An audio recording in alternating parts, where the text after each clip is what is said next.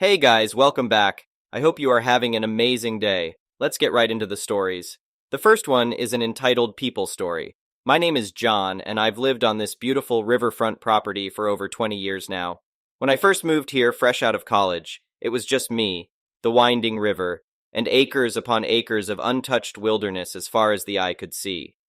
The solitude was perfect for an introverted soul like myself. I treasured the tranquility and privacy of my little riverside oasis, where the only sounds were the gentle rush of water and the calls of birds. In those early years, my property felt like it was on the edge of the world.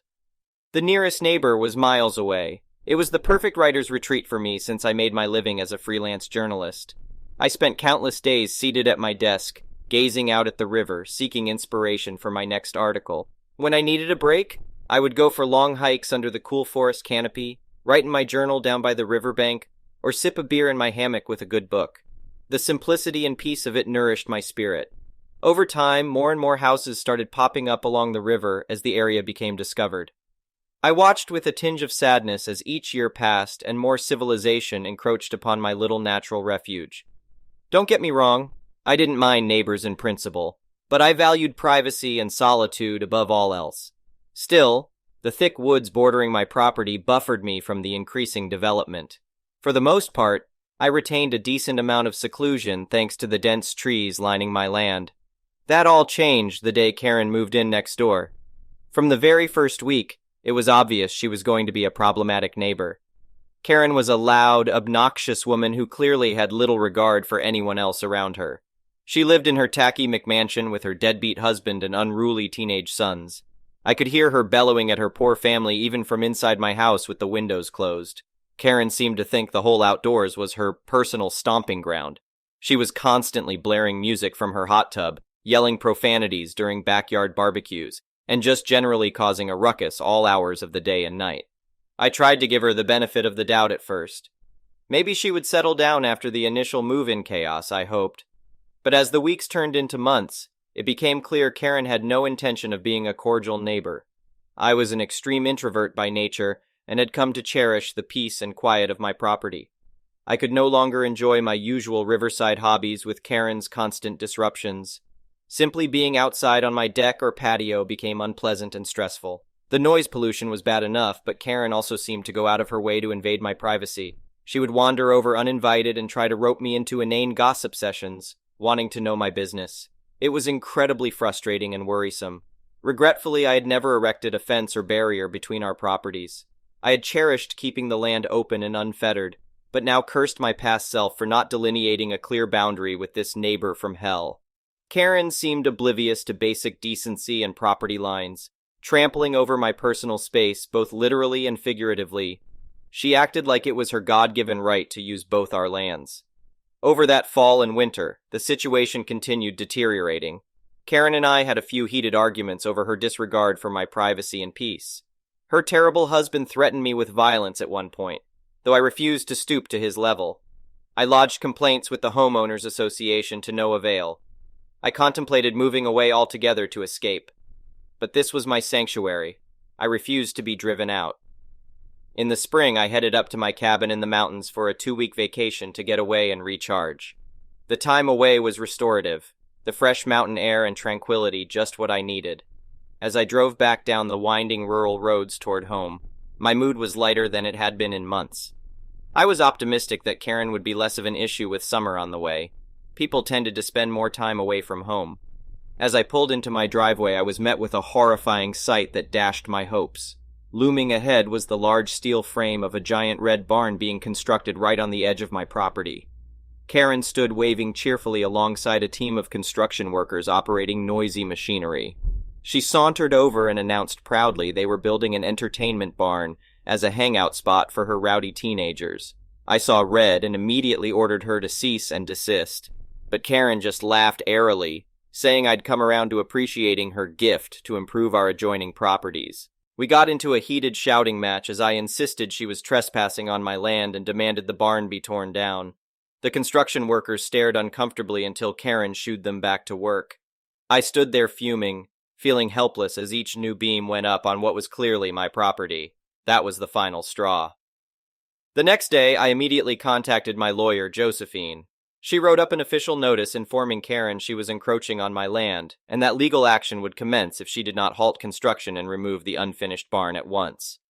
I proudly delivered the letter myself, but Karen just tossed it aside disdainfully when I refused to back down. Over the next week, I conferred with Josephine as we put together an ironclad case to sue Karen over her brazen trespassing and illegal construction. Josephine sent her several sternly worded letters that went ignored. Meanwhile, the barn continued going up rapidly. I descended into a dark place, mentally and emotionally. This had been my sanctuary, my reprieve from the world. Now it was being torn away from me literally and symbolically. The construction noises drowned out the soothing sounds of the river. I retreated indoors, closing the curtains to block out the view of that hulking, half-built barn looming just yards from my back deck. I could barely eat or sleep, consumed with anxiety and anger. Josephine assured me the law was on our side. We had several neighbors provide sworn statements about seeing the barn built on my property. Another lawyer might have advised me just to settle, but Josephine was as fired up as I was about fighting this case on principle. The weeks crawled by painfully until finally our court date arrived. Karen hired an extremely aggressive lawyer and tried every maneuver to discredit and intimidate me. But Josephine was prepared for every obstacle. In the end, the judge firmly ruled in my favor. Karen had clearly trespassed and constructed the barn illegally on my land. I was awarded ownership of the half-finished barn since it was built with my property. Karen was ordered to pay all legal fees as well as damages for emotional distress. She was also sentenced to 6 months probation during which she could not contact me or set foot on my land. Karen's lawyer had to physically restrain her as she shouted obscenities at me, livid about her defeat. The judge threatened to charge her with contempt of court if she didn't leave immediately. I took small satisfaction in seeing justice served, but the bigger victory was regaining my peace and sanctuary. Over the next few weeks, I transformed that hulking barn frame into a beautiful gazebo overlooking the river. I strung up lights and planted lovely trees and flowers all around. It became my new favorite space to read, meditate, and soak in the tranquility of my natural paradise. With Karen banned from contacting me, her reign of terror over my property finally ended. Unfortunately, my relief was short-lived. A few months later, Karen started violating her probation by blaring loud music at all hours, trespassing on my property at night and threatening any guests I had over. I would often awake to find trash thrown all over my yard or threatening notes pinned to my front door. Back to court we went again and again over the next year, as Karen refused to leave me be. She would back off for a bit after each ruling, then start up her harassment campaign of noise and intimidation tactics all over again. Finally, after a drunk, raging Karen pounded on my door in the middle of the night and tried assaulting me, I was able to get a restraining order against her. The judge imposed the harshest sentence yet due to her repeated violations. Karen was sentenced to 6 months in jail, 5 years probation, and mandatory anger management therapy. The next few months as she sat in jail were the most blissful I can remember on my riverfront property. I could finally relax outdoors again without fear of being accosted. I started sleeping soundly through the night without disruptions. Nature's peace had finally been restored thanks to justice prevailing over my neighbor from hell. When Karen returned home on probation, she was much quieter and kept her head down, though the glare she gave me her first day back still gave me chills. Her husband had filed for divorce in light of her charges. Her sons chose to live full-time with him, too. Karen spent most days alone, scowling on her back porch, clearly stewing in bitterness but powerless to bother me further, lest she end up right back in jail. Occasionally, I'd spot her staring daggers at me while I happily went about my days gardening, reading on my deck, or strolling with friends by the riverside. But she didn't dare violate her probation again. Without her toxic presence disrupting the habitat, wildlife began returning to the river's edge near our properties. Ducks, herons, and beavers went about their business along the bank. Seeing their untroubled existence restored lightness to my spirit. My lawyer Josephine became a trusted friend after all we'd endured side by side. She'd stop by to visit, walking with me through the woods near Karen's old unfinished barn site, now overgrown and returning to nature. Hard to believe that bitter battle all started here, Josephine reflected one day while we sat admiring a family of turtles sunning themselves on a log. I breathed in the cool, earthy air, so grateful for the sounds of water flowing and leaves rustling instead of construction ruckus or shouting matches with Karen. It was worth every sleepless night and court date to get my sanctuary back, I replied. I'd endure it all again just to sit peacefully with you here today. Josephine gave my hand a fond squeeze. After losing myself in anger and frustration back then, I'd regained perspective on what really mattered. Over time, seeing how content I was seemed to diminish Karen's antipathy. Her scowls were replaced by wistful gazes at me tending my riverside oasis. One day I was shocked to receive a letter of apology from Karen. She expressed deep remorse over all the pain and conflict she had caused. She explained that envy had driven her actions back then, envy toward the humble fulfillment I derived from nature's simple gifts. Karen wrote of her intention to move away for a fresh start, hoping to find the wisdom and maturity I had exemplified. I wished her well, and promised to send pictures of the local wildlife if she kept in touch with small steps to rebuild trust. The next one is a pro-revenge story. A-hole tailgates me when I'm already speeding, so I set them up for a speed trap. I was driving home from a get-together and was going 65 to 67 kilometers per h, 41 miles per hour, in a 60, 37 miles per hour zone. Where I'm from, the police almost never pull you over if you're going 10 or less over, but will definitely pull you over for anything over that. All was well until I got closer to my area. It's less city-like and more rural, with the roads alternating between single and double lanes. I'm on a single lane, speeding 10, 6 miles per hour over, when a pickup truck in my rear view caught my attention. They were going a tad bit faster when they caught up to me and promptly braked a meter behind me. I was like, okay, I'll speed up to 70, 43 miles per hour, no big deal, but they continued to tailgate me. Upon closer inspection, I could see the mug of a very angry woman who had no understanding of personal space. What ensued was a full 5 minutes of them completely obscuring my rearview mirror with how close they were. I was tired and kind of hungover, so I really was not in the mood to be worrying about a potential car accident, thanks to her driving. I was going to pull over to let her go around when Waze gave me a heads up that a police officer was reported up ahead. This was when I decided I'm going to dole out some karma. I slowly dropped my speed from 70, 43 miles per hour, to 60, 37 miles per hour, now at the speed limit. This woman was furious. Why she just didn't pass me, I'll never know, but she was literally going slightly over the midline, yelling to herself in my rear view, flashing her full brights in a weird show-offish way to get me to go faster. I did this for another minute before Waze showed the cop was less than a km, 0.6 miles away. I put on my turn signal, very slowly pulled over, and watched this woman flip me the bird as she whipped past me, disappearing over the hill, now going way faster than 10 kilometers per h over. I continued on my way, getting up to 70 kilometers per h, 43 miles per hour, when I cleared the hill to see flashing lights ahead. Jackpot. I drove with anticipation until I got close enough to confirm it was my friend from earlier.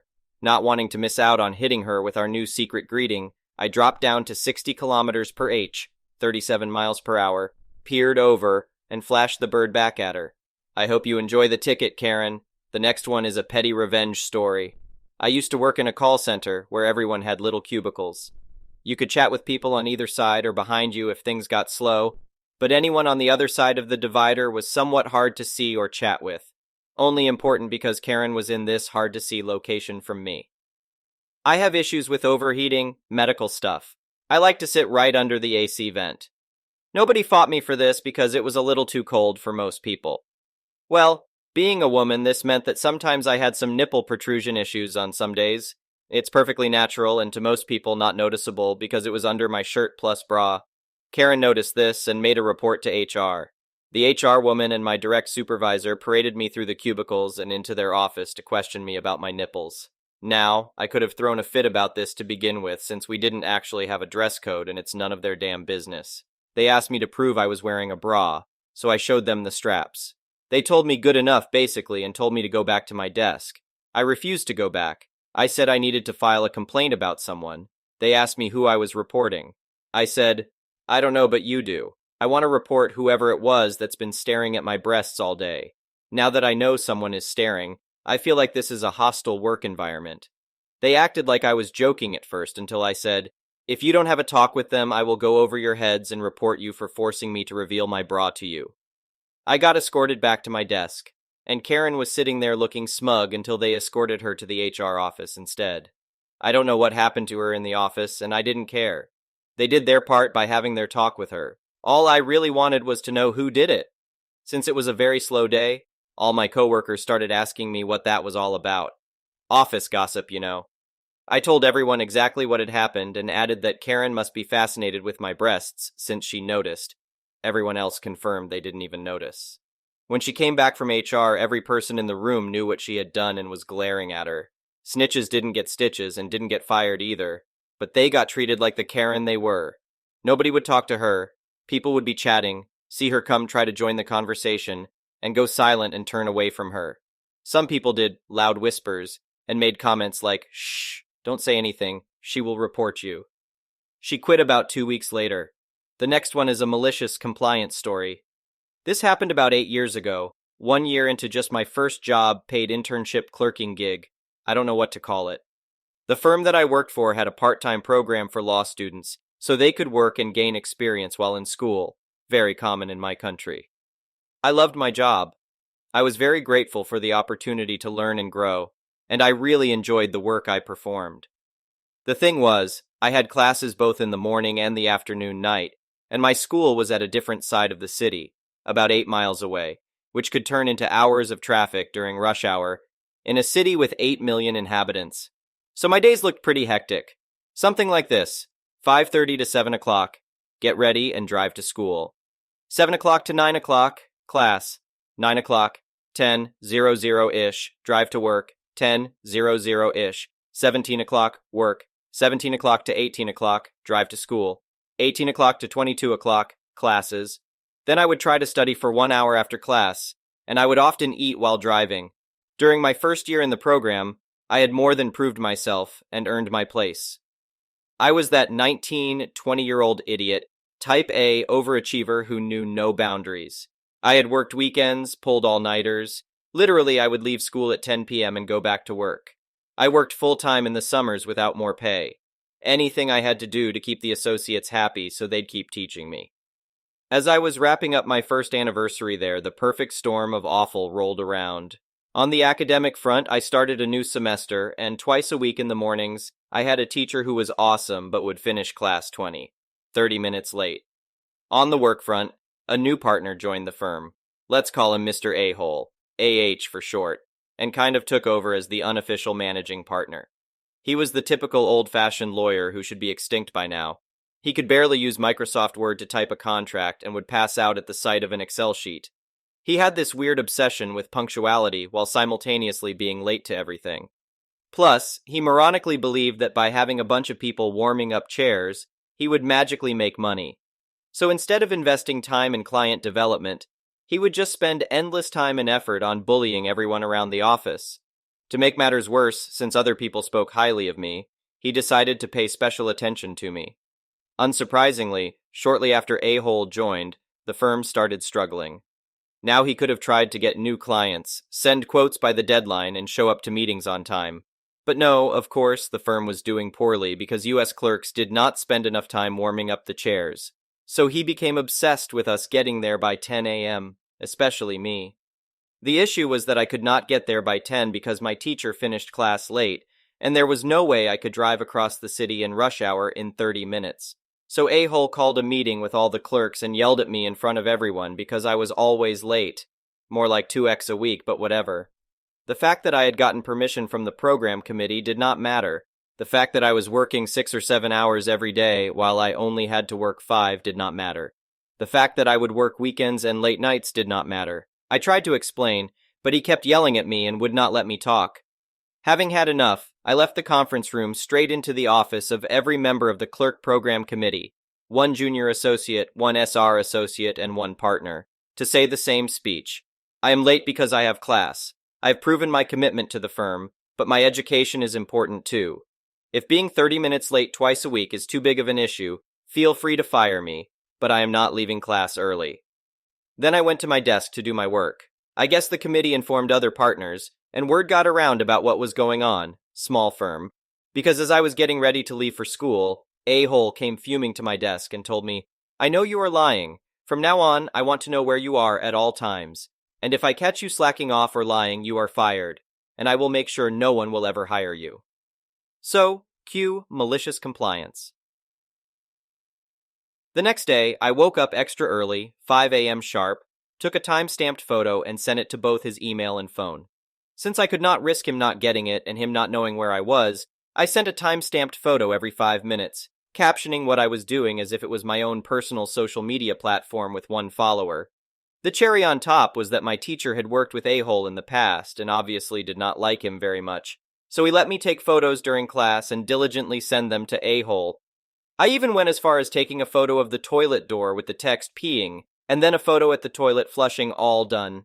While driving, since traffic was really slow, I would send a photo and include how much I had moved during that time. Sometimes it was something absurd like 100 feet. As soon as I sent a photo of me at my desk, he showed up saying that he got the point, and I could stop. A couple of weeks later, he simply stopped bugging people and started working from home or locking himself up in his office. My guess is I was not the only one to complain, and the other partner realized how dangerous he could be for the firm and asked him to back off. Thank you for watching. I would really appreciate it if you could like the video and subscribe to our channel if you haven't already. We'll see you again tomorrow.